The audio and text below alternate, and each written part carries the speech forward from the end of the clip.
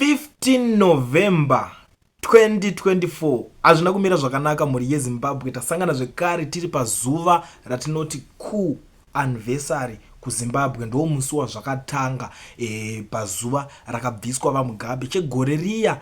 Nyika yese ikanyeberwa kunzi zvoni imimi don't worry, the president is safe, we are only targeting the criminals around him. Ndo zuva razvakaitika irori 15 November.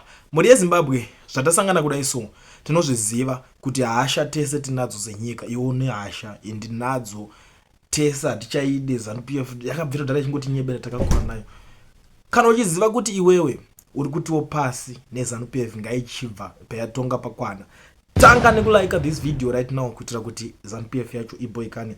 That is kana uchida. Kana usingade handingazokumanikidzawo zvangu ini, because vakazongoona musiri kuda kundilike vanongoti tichangoramba tiripo, but vakazoona kuti hey, kunenge kuri kuita chamupupuri chevanhu vari kujamuka kusaidi uko, vanotanga kuona zvekuita, kuziva zvekuita. Nhasi tiri kuuya panapa neimwe nyaya iri panapa yandiri kuona vanhu vacho vari kutanga kuzvimbisana pachavo. Ndiri kuona vanhu veZANU PF vari kuzvimba zvisingaite. Nyaya yatiri kusangana nayo iri kupisa iko zvinezvi pama-updates ese andauya nayo. Ndikategedza nditange neyoyi iri kunzi ZANU PF suspends 16 members for 5 good years.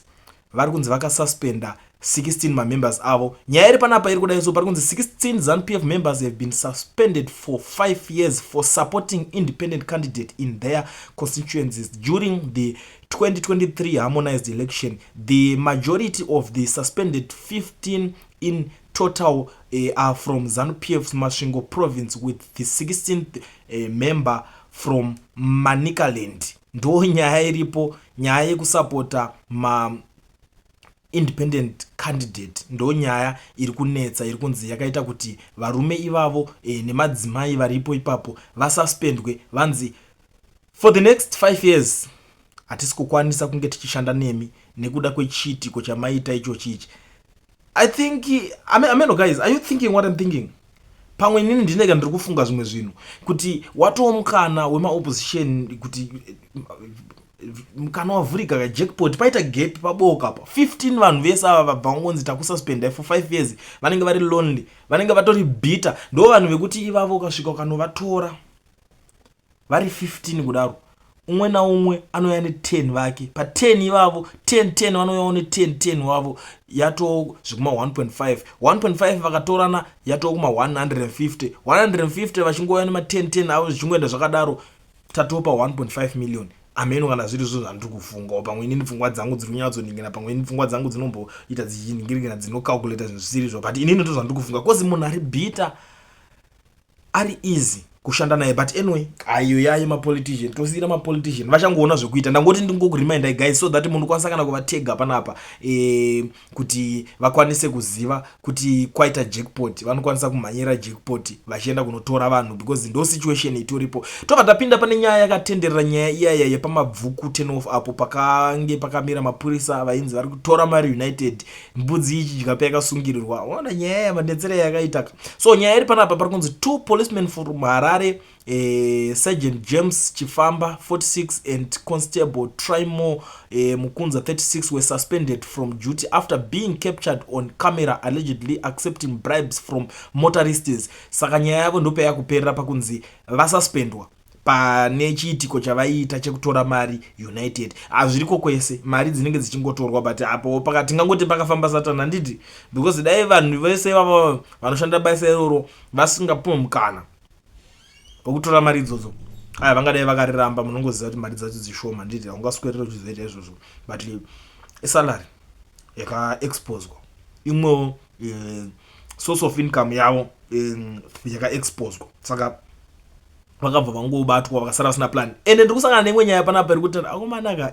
masupporters eZANU PF vari funny. This young lady panapa ari kuti Botswana president is appointing his girlfriends to influential positions. The citizens may regret their decision to elect him to office. Nepotism and favorism can be detrimental to a country's development, and it is important for leaders to prioritize merit.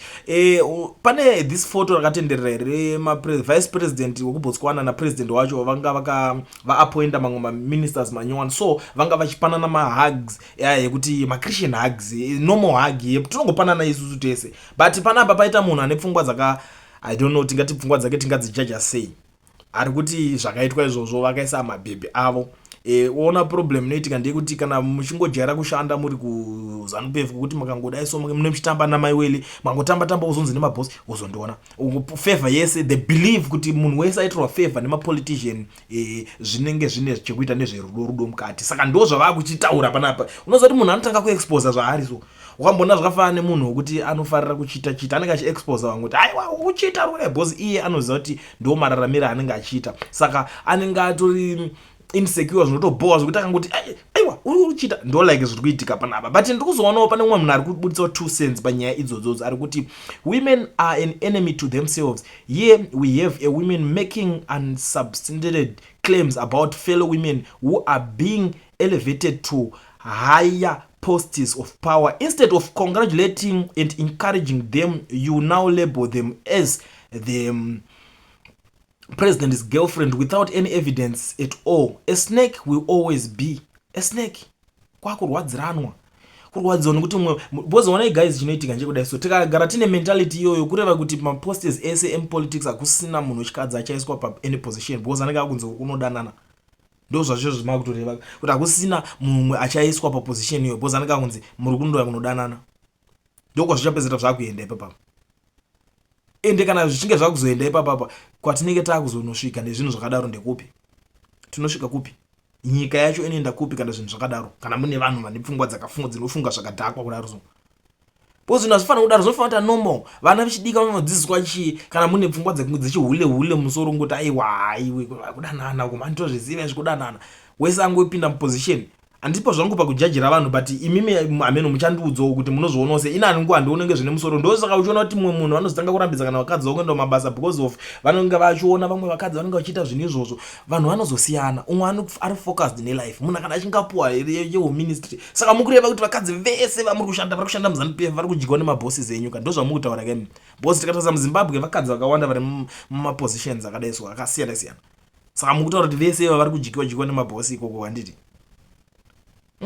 ZANU PF chinjayo mafungiro pamwe pacho ngatidi kuti tinge tine pfungwa dzakadaro, atidi kuti titaurirane futi zvimwe zvinhu zvakashata. Right, pane imwe nyaya iri kutenderera panapa wopuwero ching'ono ari kutaka kuexposwa.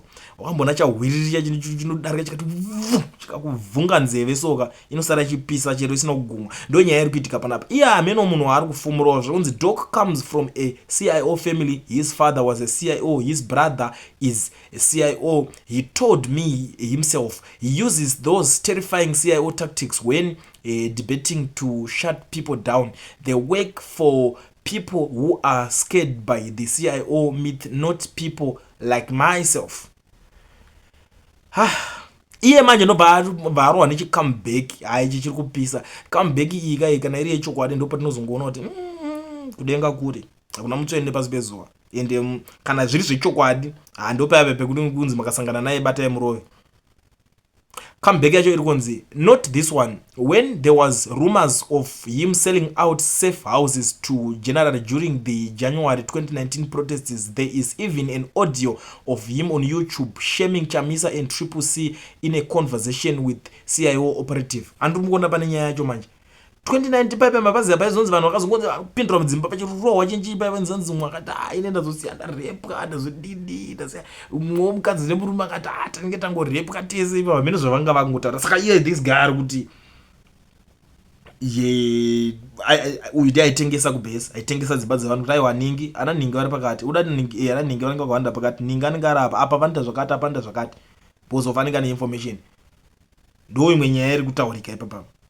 But I don't know guys, it's just a rumor. Ndisi kuti zvangu ndo zvinhu zviripo, but muri kuzoona ndo nyaya dzacho mabvondorarana vari kuita mastreets amsi safe mastreets. Now ndiri kuona panapa pari kubuda nyaya permanent secretary of information zvekare ari kutaurawo imwe nyaya panapa. Today his excellence president and chancellor of all universities Dr. Emerson Dambudzo Mnangagwa will officially commission the Bulawayo Students Accommodation City and Prof. Phineas Magoros Makurune Technovation Center. Thereafter, the president will preside over the 30th graduation ceremony of the National University of Science and Technology NUST in Bulawayo. Do mashoko arikubuda pano achitaurwa ne vakomana ve information ye vanobudisa information ye hurumende ava, but ndiri kuzoona zvinhu kutaurwa vanhu ipapo manje ndozoita kuti nditoya this nyaya iyoyi vari kuti things this president attend to shows the office of the president has been reduced to rubbish. Mumwe shoko ari kutaura panapo mwari kuti vanhu veBulawayo they need water, Ministry of Public Works can commission those hostels. Pakaipa. Does he know about the electricity situation? I bet will be electricity in Bulawayo today. Pakaipa. ZESA about to switch their lights back on then off again as soon as Mnangagwa leaves. Who coordinates all this make believe? Mawan those zvinhu vari kuonesana zvinhu kuzotaurwa nevanhu ipapapa makambeka vanenge vakuzoonesana, but tiri ipapo ndiri kuona pane nyaya iri kunetsa yamunga ichitaurwa naDavid Cottard. Kune deputy mayor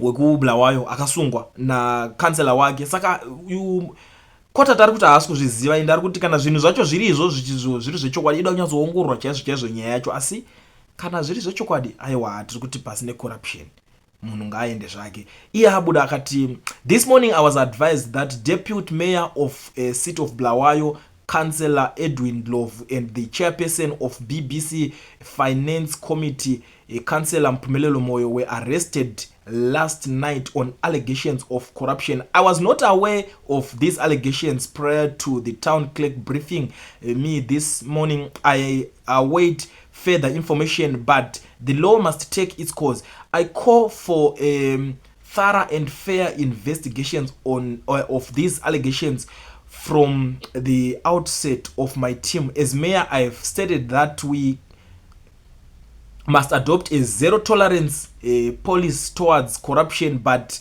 allegations such as these must be investigated and tried through a fair, independent and professional judiciary. Ndo mashoko ari kubuda ari kutaurwa naDavid Cottard mushure mekunge anzwa kuti vamwe vaanoshanda nawo ipapo madeputy ake vaita sei vasungwa, asi vana veZimbabwe omwe ari kubuda ari kuti the BBC is a crime scene. I'm still failing to recover from the ridiculous water bills they charged beginning of the year. I also heard the don't employ Shona people. Mashoko ari kutaurwa nemumwe munhu ipapapa achicomplaina. Vamwe vari ngoti zvekare the BBC is a crime scene.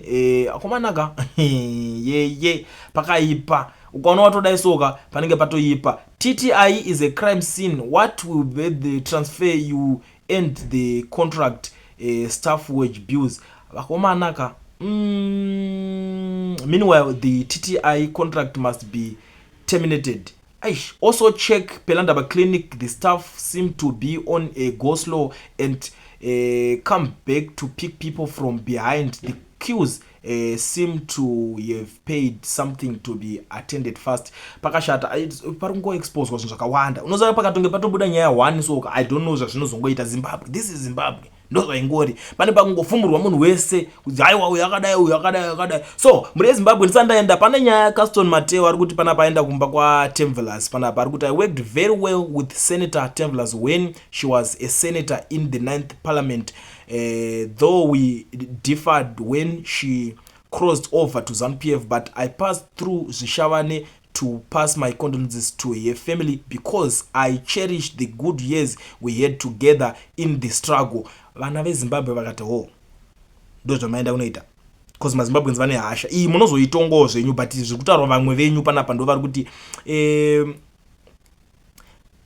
nyika yaita kuparara ipo ukamira parozevha but iwo kuzviisire foto rako ipapapo. Umwe ari kuti tibvire kumhepo you should so the struggle ikoko kupfeka kunge munhu werumba. Saka picture rako iro ndereiko wariisire apo ndiwe wafa here iwe zimusoro ibva ipapo. So why posting your picture? Ndiwe wafa here mwati iwe ibva ipapo waisire picture rako waendere chiko kwaudza ani waita meeting nani wapuwa permission nani guys.